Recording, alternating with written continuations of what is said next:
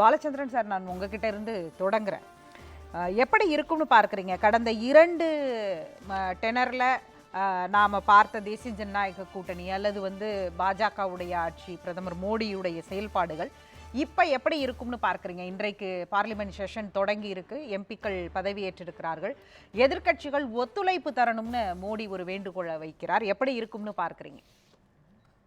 இல்லை, கடந்த தரம் அவங்க தேசிய ஜனநாயக கூட்டணி இருந்தால் கூட பாஜக ஆட்சி தான் நடந்தது. இந்த கூட்டணியில் உள்ள மற்ற கட்சிகளை பற்றி அவங்க கவலைப்பட்டதே கிடையாது.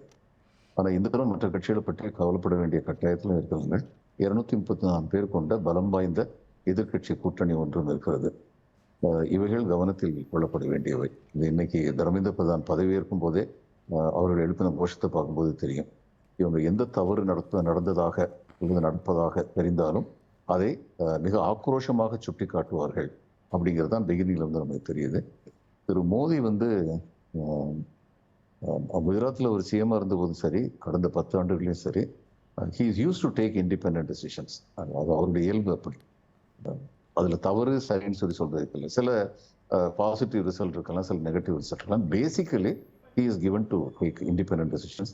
அதனால கூட்டணியை ஒருங்கிணைத்து போறது, அவங்களை அனுசரிச்சு போறது அப்படிங்கிறது அவர் எந்த அளவுக்கு பண்ண போறாரு அப்படிங்கிறத பொறுத்திருந்து பார்க்கணும். அதை பொறுத்து தான் கூட்டணியுடைய பலமும் தெரியும். கூட்டணிக்கு எதிராக இருக்கின்ற இந்திய கூட்டணி எப்படி செயல்பட போகிறது, அதை இவங்க எதிர்நோக்க போறாங்க அப்படிங்கிறதுலாம் நிரந்தரம் தெரியும்.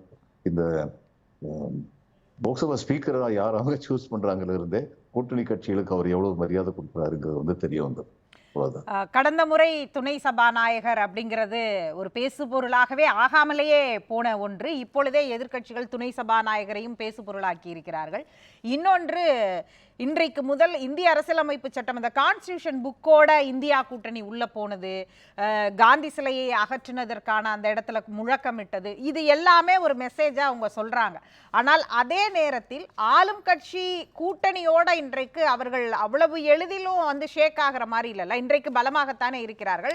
இது இந்தியா கூட்டணியுடைய இந்த வியூகம் இதெல்லாம் என்ன சொல்ல வருது? இது எப்படியாக இருக்கும்னு பார்க்குறீங்க? நகர்வுகள், அடுத்தடுத்த கட்ட நகர்வுகள் என்ன சொல்ல வருதுன்னா, அவர் நாடாளுமன்ற கட்டிடத்துல கையை தொட்டு அதை கும்பிட்டு அதுக்கப்புறம் மோடி அவர்கள் உள்ள போனார் முதல் 2014. அதுக்கப்புறம் நாடாளுமன்றத்துக்குள்ள நுழைஞ்சதே ரொம்ப அபூர்வமாக தான் நுழைஞ்சாரு. பல சமயங்களில் வெளிநாட்டில் தான் இருந்தார். அவர் நாடாளுமன்றத்துக்குள்ள கொண்டு வர்றதுக்கு கூட்டு வர்றதுக்கு இவங்க நம்பிக்கையில்லா தீர்மானம் போட வேண்டியிருந்தது மணிப்பூரை பற்றி. அந்த அளவுக்கு தான் நாடாளுமன்றத்தின் மேல அவர் மரியாதை வச்சிருந்தார். இது நிதர்சனமான வரலாற்று உண்மை. அடுத்து இவர் இது மேல் கை வச்சு சத்தியம் பண்ற மாதிரி அதை தூக்கி பிடிச்சாரு அரசியலமைப்பு சட்டத்தை புத்தகத்தை. அதான் எனக்கெல்லாம் பயமா இருக்கு. நாடாளுமன்றத்தை தொட்டு கும்பிட்டாரு, அதுக்கப்புறம் நாடாளுமன்றத்தை எப்படி நடத்தினான்னு பார்த்தோம். இப்ப அரசியலமைப்பு சட்டத்தை இவர் தொட்டு கும்பிட்டுருக்காரு. இதை என்ன பண்ண போறாரோ அப்படின்னு பயமா தான் இருக்கு. இவங்க சில விஷயங்கள்ல ரொம்ப உறுதியா இருக்காங்க. நாடாளுமன்றத்துல தேர்தல் சமயத்துக்கு முன்னாடி ஒரு முக்கியமான ஒரு நாடாளுமன்ற உறுப்பினர் பாரதிய ஜனதா கட்சியை சேர்ந்தவரை சொன்னாரு, 400 இடங்கள் நாங்க பிடிக்கணும்னு ஏன் சொல்றோம் தெரியுமா? அப்படின்னா தான் இந்த அரசியலமைப்பு சட்டத்தை திருத்த முடியும். இப்ப அரசியலமைப்பு சட்டத்தை திருத்துறதுக்கு உங்களுக்கு 2/3 மெஜாரிட்டி தேவையில்லை. பல பல அரசியலமைப்பு சட்ட திருத்தங்கள் ஏற்படுத்தப்பட்டிருக்கின்றன. ஆனா basic structure of the constitution மாத்தணும். இந்த ரெண்டுக்கும் வேறுபாடு இருக்கு. இந்திய கூட்டணி என்ன சொல்லுதுன்னா, இவங்க அரசியலமைப்பு சட்டத்தை திருத்துறாங்கன்னு அவங்க சொல்லும்போது, இவங்க அரசியலமைப்பு சட்டத்தையே இப்ப இருக்கிற பேசிக் ஸ்ட்ரக்சரையே மாத்த போறாங்க அப்படிங்கிற பயம் மக்கள் மனசுல உருவாக்கப்பட்டிருக்கிறது. இப்படி உருவாக்கப்பட்டதுக்கு தகுந்த காரணம் இருக்குன்னு நான் நினைக்கிறேன். ஏன்னா இதுவரைக்கும் இவருடைய 10 ஆண்டு கால ஆட்சியில சட்டத்தின் மூலமாக சட்ட மரபுகளை எப்படி மீறுவதுங்கிறத ஒரு பெரிய கலையாவே கத்து வச்சிருந்தாங்க. அதுதான் அவங்க பண்ணிட்டு இருந்தாங்க. அதுக்கு சிறந்த உதாரணம் இப்ப இன்டர்ம் ஸ்பீக்கரை கொண்டு வந்திருக்குதான். இன்டர்ம் ஸ்பீக்கர் கொண்டு வர்றதுக்கு எந்த சட்டமும் கிடையாது. ஆனா ஒரு மரபு இருந்தது. மிக நீண்ட நெடுங்காலம் உறுப்பினராக இருந்தவர் யாரோ அவருன்னு சொல்லி. இப்ப புதுசா இவங்க என்ன சொல்றாங்க, 7 தரம் தொடர்ந்து இருந்தவர் இவர் தான், அதனால இவரை கொண்டு வந்தோம். இதெல்லாம் புது வியாக்கியானம். அதான் இவரை தான் கொண்டு வரணும் இல்லை, ஆனா இருந்த மரபு என்னன்னா அந்த மரபை உடைச்சிருக்காங்க. அதனாலதான் பயம் வருது. இது மாதிரி தான் தொடர்ந்து செய்வாங்களோங்கிற பயம் வருது. எதிர்கட்சிகள் விழிப்பாக இருக்க வேண்டிய தருணம் இது. நாடும் விழிப்பாக இருக்க வேண்டிய தருணம், பாஜகவும் விழிப்பாக இருக்க வேண்டிய தருணம். நீங்க கூட குறிப்பிட்டீங்க, கல்வித்துறை அதாவது மனிதவள மேம்பாட்டுத்துறை அமைச்சர் பதவியேற்கிற அந்த சூழல்ல அந்த நீட் பேன் குறித்து அவர்கள் எழுப்பிய முழக்கங்களை நீங்க குறிப்பிட்டீங்க. ஏற்கனவே ஒரு 10 பிரச்சனைகளை அந்த 15 நாள் ஆட்சியில 10 பிரச்சனைகளை ராகுல் காந்தி வந்து எக்ஸ் தளத்துல பட்டியலிட்டு இருக்கிறார். இந்த 15 நாள் ஆட்சியில் 10 பிரச்சனைகள் அப்படின்னு, விலைவாசி உயர்வு தொடங்கி ஜிஎஸ்டியில ஏற்றம் கொண்டு வந்தது வரைக்கும் எல்லாத்தையும் அதுல பட்டியலிட்டு இருக்கிறார். இது வந்து இந்த முறை பேசுபொருளாக, குறிப்பா இந்த தேர்வு முறைகேடுகள், இது வந்து எந்த அளவிற்கு பேசுபொருளாக இருக்கும்?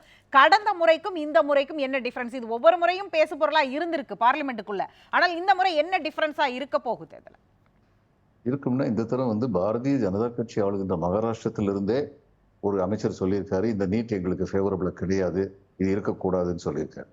மம்தா பானர்ஜி வெளிப்படையாக இந்த அறிக்கை விட்டிருக்காங்க, தமிழ்நாடு ஏற்கனவே சொல்லியிருக்கு இதுல ஏழை மாணவர்களுக்கு பலன் கிடையாதுன்னு. இப்ப நீட்டுடைய முறைகேடை பத்தி தான் பெரும்பாலானோர் பேசிக்கிட்டு இருக்காங்க. உண்மை என்னன்னா நீட்டே ஒரு முறைகேடு. இது இந்த நாட்டில் ஈக்குவல் ஆப்பர்ச்சுனிட்டிஸ் ஃபார் எவ்ரிபடிங்கிறத மறுக்கடிக்கக்கூடிய ஒரு செயல் தான் இந்த நீட்டு. பெருத்த பயிற்சிகள் இருந்தால் ஒழிய நீட்டுக்கு வந்து பரீட்சை எழுதவே முடியாது. ஒரே ஒரு பையன், ஏழை பையன் வந்து இது பண்ணிட்டாருன்னு வைங்க, நல்ல மார்க் எடுத்துட்டாருன்னு அந்த ஒரு பையனை ஊரெல்லாம் பத்திரிகையில் எழுதுவாங்க, பாத்தீங்களா நீட்டுடைய பலன்னு. ஆனா எத்தனை ஏழை மாணவர்களுக்கு அது மறுக்கப்பட்டு இருக்கிறது அப்படிங்கிற நியூஸ் வந்து வெளியில வராது. இன்னொன்னு பல பேருக்கு தெரியாத ஒண்ணு, நீங்க யூபிஎஸ்சில பரீட்சை எழுதுனா ரேங்க் படி தான் சர்வீஸ் கிடைக்கும். பெஸ்ட் ரேங்க் எடுத்தவங்க அவங்க ஐஏஎஸோ ஃபாரின் சர்வீஸோ கேட்டிருந்தாங்கன்னா அவங்களுக்கு அது கிடைக்கும். ஆனா இன்னைக்கு நீட்ல இது பல பேருக்கு தெரியாத ஒரு விஷயம். இப்ப சுகிதா வந்து 82 மார்க் எடுத்தாங்க, பாலச்சந்திரன் வந்து நான் 40 மார்க் எடுத்தேன். ஆனா எங்க அப்பாட்ட பணம் இருந்தது, நாங்க 2 பேருமே இல்லைங்க, ஒரு ஒப்பீட்டுக்கு சொல்றேன், ஏன் இருக்கக்கூடாது? உங்ககிட்ட இருக்கிற புத்திசாலித்தனம் வந்து ஜாஸ்தியா இருக்கக்கூடாது என்ன சட்டம் இருக்கு? ஆனா உங்க அப்பாட்ட வசதி இல்ல, எங்க அப்பாட்ட வசதி இருந்தது. நான் 30 லட்சம் ரூபாய் கொடுத்து மெடிக்கல் காலேஜ்ல அட்மிஷன் வாங்கிட்டேன். நீட் என்ன சொல்லுதுன்னா, இந்த பாருங்க இவங்க 2 பேருமே குவாலிஃபைடு, அவ்வளவுதான், இதுல யார் எங்க போய் சேர்றாங்கிறத பத்தி நாங்க அப்டேட் பண்ண முடியாது. இது என்ன தேர்வு முறை? கேவலமான தேர்வு முறை. அப்ப 82 மார்க் வாங்குறவருக்கு அட்மிஷன் கிடைக்காது, ஏன்னா அவருக்கு வசதி கிடையாது. 40 மார்க் வாங்குறவருக்கு அட்மிஷன் கிடைக்கும், ஏன்னா அவருக்கு வசதி உண்டு. அடிப்படையே தப்பு இதுல. அதனால நீட்டே காலியாகணும். இன்னைக்கு மேற்கு வங்க முதல்வர் வந்து குரல் எழுப்புறது ரொம்ப சரியானது. இதை எதிர்க்கட்சிகள் சும்மா விட மாட்டாங்க. இந்த பிரச்சனை என்னன்னா, நாடாளுமன்றமோ சட்டமன்றங்களோ அரசியல் கட்சிகளோ எல்லோருமே மக்களுக்காகத்தான் இருக்கிறார்கள். சட்டங்களுக்காக மக்கள் இல்லை, மக்களுக்காகத்தான் சட்டங்கள். சட்டங்கள் மக்களுக்கு எதிராக திரும்பும் என்றால், இன்று இல்லை என்றால் நாளை அந்த சட்டங்களுக்கு எதிராக போராட்டம் வெடிக்கத்தான் செய்யுங்கிறதுக்கு மிகச்சரியான உதாரணம் மகாராஷ்டிராவும் மேற்கு வங்கமும் இப்ப துவங்கி இருக்கிற இந்த போராட்டம் தான். அதனால இதெல்லாம் வந்து பாஜகவுக்கு ஒரு சோதனை காலம் தான். அவங்க வந்து தங்களுடைய போக்கை மாற்றிக்கொள்ள வேண்டிய கட்டாயத்தில் இருக்கிறார்கள். கடந்த முறை வந்து நாடாளுமன்ற கூட்டத்தொடர் ஒவ்வொரு முறையும் எதிர்க்கட்சிகள் அதிகம் வந்து சஸ்பெண்ட் செய்யப்படுவார்கள். மசோதாக்கள் நிறைவேறும் பொழுது எதிர்க்கட்சி உறுப்பினர்கள் சஸ்பெண்ட் செய்யப்படுவது, அல்லது வந்து மாநிலங்களவையில் அவங்களுக்கு வந்து ஒரு வலுவான மெஜாரிட்டி போன முறை இருந்தது, அதனால ஈஸியாக மக்களவையிலையும் பாஸ் பண்ண முடிஞ்சது ஒரு மசோதாவை, மாநிலங்களவையிலையும் பாஸ் பண்ண முடிஞ்சது. இந்த முறை என்னவாக இருக்கும்? ஏனென்றால் இன்றைக்கு பிஜு ஜனதா தளத்திற்கு மக்களவையில் அவங்களுக்கு உறுப்பினர் இல்லை, மாநிலங்களவையில் ஆதரவை விலக்கிக் கொள்கிறோம், நாங்க வந்து இனி தேசிய ஜனநாயக கூட்டணி ஆதரவில்லைன்னு அவங்களும் சொல்றாங்க. அப்படியாக இருக்கும் பொழுது மாநிலங்களவையில் அவர்களுடைய பலம், மசோதாவை நிறைவேற்றுவதில் உள்ள சவால்கள், இதை எப்படி கையாள்வார் மோடி அப்படின்னு பார்க்கிறீங்க? நான் ஏற்கனவே சொன்னேன், சட்டத்தின் மூலமாக சட்ட மரபுகளை மீறுகின்ற செயல் நடக்கும். இப்ப மணி பில்னு ஒண்ணு வந்து ஒரு கிளாஸை இன்ட்ரோடியூஸ் பண்ணிட்டா அது ராஜ்யசபாவுக்கு போக வேண்டியதில்லை. அதனால இங்கேயே வந்து முடிச்சுக்கோ. மணி பில்ல வந்து ராஜ்யசபால தோத்தாலுமே அதனால கவர்மெண்ட் கவலாது. இங்க இதுல வந்து லோக்சபால ஜெயிச்சா போதும். அதனால அப்படி கொண்டு வந்துருவாங்க. இது ஒண்ணு. இதனாலதான் சொன்னேன், ஸ்பீக்கர் அது வந்து ரொம்ப முக்கியம். யாரு வந்து இவங்க அவைத்தலைவரை கொண்டு வர்றாங்க?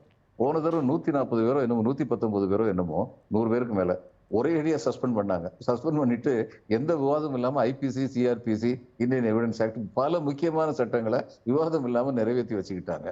கேட்டா நாங்க என்ன பண்றது? சஸ்பெண்ட் பண்றது அவருடைய அதிகாரம். நிஜம்தான். இன்னைக்கும் சொல்றேன், 243 பேரையும் சஸ்பெண்ட் பண்ணக்கூடிய அதிகாரம் அவைத்தலைவருக்கு இருக்கு, வானளாவிய அதிகாரம் இருக்கு.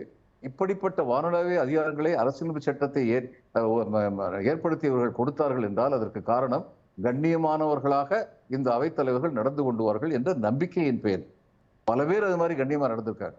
அது வாஜ்பாய் காலத்தில் இருந்த ஸ்பீக்கரா இருக்கட்டும், மிசஸ் காந்தி காலத்தில் ஸ்பீக்கரா இருக்கட்டும், கட்சி வேறுபாடு இன்றி பல நல்ல அவைத்தலைவர்கள் இருந்திருக்கின்றார்கள். அப்படிப்பட்ட அவைத்தலைவராக முன்னுதாரணத்தை கொண்டு நடந்தால் நன்றாக இருக்கும். ஆனால் இவர்களுடைய போக்கு, இந்த இன்டரிம் ஸ்பீக்கர், தற்காலிக அவைத்தலைவரை கொண்டு வர்றதிலிருந்தே இவங்களுடைய போக்கு பார்க்கும்பொழுது பயமா இருக்கு. இண்டிபெண்டா அவர் வந்து டெசிஷன் மேக்கிங்ல இருப்பாரு பிரதமர். அதே நேரத்தில் கடந்த 25 ஆண்டுகளாகவும் அவர் அப்படியான முடிவுகளை எடுக்கக்கூடிய சூழலில் தான் இருந்தார் அப்படிங்கிறத நீங்க சுட்டி காண்பித்தீங்க. இப்ப இந்த மாதிரி கூட்டணி கட்சிகளுடனான, அதாவது வந்து ஒரு பக்கம் சந்திரபாபு நாயுடு, இன்னொரு பக்கம் நிதிஷ்குமார். இவர்கள் இருவருடனாக இவர் எடுக்க போகிற முடிவுகள், அது குறிப்பாக மசோதாவா இருக்கட்டும் இல்லது நாடாளுமன்ற கூட்டத்தொடருக்கு உள்ளே அவங்க 2 பேரும் இப்ப சிறப்பு மாநில அந்தஸ்து கேட்கிறாங்க. இன்றைக்கு போதாதற்கு ஒடிசாவுக்கு சிறப்பு மாநில அந்தஸ்து வேணும்னு நவீன் பட்நாயக் வந்து அவங்க எம்பிக்களை குரல் கொடுக்க சொல்றாரு. இந்த மாதிரி விஷயங்கள் மாநிலங்கள், ஏன்னா இரண்டுமே மாநில கட்சிகள், அப்ப இதற்கு முன்பு தமிழ்நாட்டிலிருந்து வந்த குரல் மாநிலங்கள் உரிமைகள், மாநில உரிமைகளை பறிக்கிறது இந்த அரசுன்னு ஒரு விமர்சனம் வைக்கப்பட்டுச்சு இல்லையா? அது இந்த முறை எப்படியாக பார்க்கப்படும்? இன்னும் பலமாக அந்த குரல் எதிரொலிக்கும். இவங்க அதுல என்ன செய்ய போறாங்கிறத பொறுத்துதான் இந்தியாவுடைய கூட்டாட்சி மேல நம்பிக்கை வச்சிருக்காங்களா. India is a union of states. அதுதான் இந்திய அரசியலமைப்பு சட்டம். அப்ப ஸ்டேட்ஸுக்குன்னு சொல்லிட்டு அவங்களுக்குன்னு சட்டமன்றம் இருக்கு, அவங்க சட்டம் இயற்ற முடியும். இப்படிப்பட்ட அதிகாரங்கள் வழங்கப்பட்டிருக்கின்றன. எல்லாம் சேர்ந்ததுதான் இந்தியா. அந்த அதிகாரத்தை கொடுக்க போறாங்களா, அல்லது வழக்கம் போல வந்து ஒன் நேஷன் ஒன் ஓட் அப்படின்னு சொல்லி ஒரே ஒன் எலெக்ஷன் அப்படின்னு சொல்லி போறாங்களா அப்படிங்கறத இவங்களுடைய நடவடிக்கையை பொறுத்திருந்து தான் பார்க்கணும். எனக்கு அச்சம் ஏற்படுவதற்கு காரணம் இந்த சின்ன விஷயத்துல, இந்த இன்டரிம் ஸ்பீக்கர் விஷயத்துல கூட அவங்க விட்டு கொடுக்கறதுக்கு ரெடியா இல்லை அப்படிங்கிறத பார்க்கும்போது, இன்னும் சொல்ல போனா இப்ப வந்திருக்கிறது வந்து பல ஆண்டுகளாக பிஜு ஜனதா தள்ல இருந்து தேர்ந்தெடுக்கப்பட்டவர் இந்த தரம் கட்சி மாதிரி இங்க வந்திருக்காரு. அவங்களுக்கு அதெல்லாம் பத்தி கவலை இல்லை. எங்காலா இருந்தா போகும்னு சொல்லிட்டு ஒருத்தர் வந்து அவைத்தலைவராக நியமிக்கிறது மரபுக்கு மாறானது. மரபுக்கு மாறான செயல்களை செய்பவர்கள் சட்டத்திற்கு விரோதமான செயல்களை சட்டத்திற்கு உட்பட்டே செய்ய முடியும். அப்படி செய்யாமல் இருப்பார் என்று நம்புவோம். தொடர்ந்து பேசலாம் சார்.